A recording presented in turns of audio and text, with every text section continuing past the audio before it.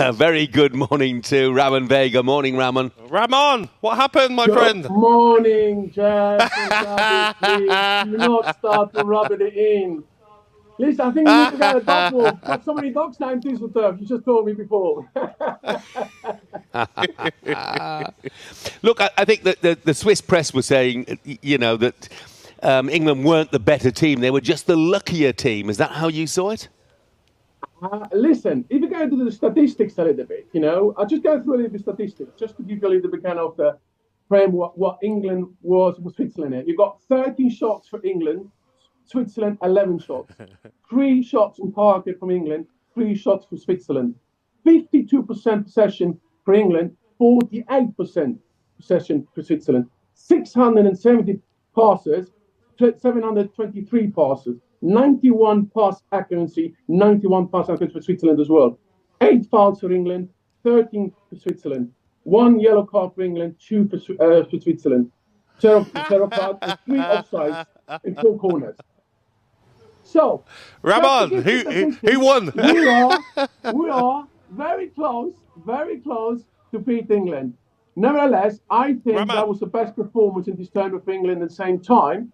But Switzerland really pushed the best out of England this tournament so far. That means Switzerland was the better team in the tournament, and they can actually all the way go to the Euros at the final. Ramon.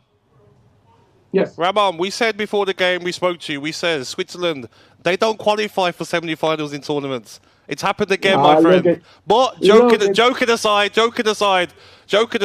I thought Switzerland played very well. I thought Embolo was a threat. Xhaka ran the game as well.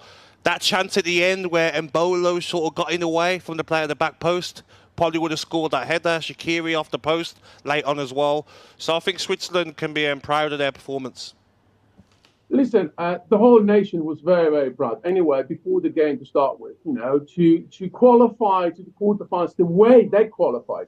We have to see how Switzerland actually really qualified. The group stage, we had Germany, we had Scotland, we had Hungary, we had Italy as well, beaten as well. We are talking big teams, and England is no smaller than all these big teams as well. On top of that, we performed extremely well against England, without a doubt. They can go with head up home. Murat Yakin, without a doubt, I think he's done a fantastic tournament. He brought the lads very good organisation, a lot of confidence.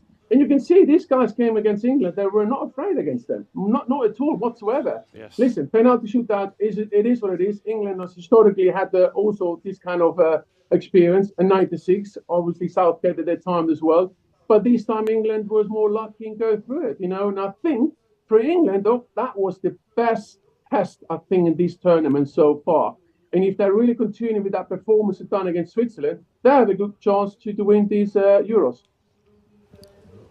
Ramon, I thought Manuel Akanji was absolutely magnificent on the night. But were you surprised to see him step up and take that first penalty?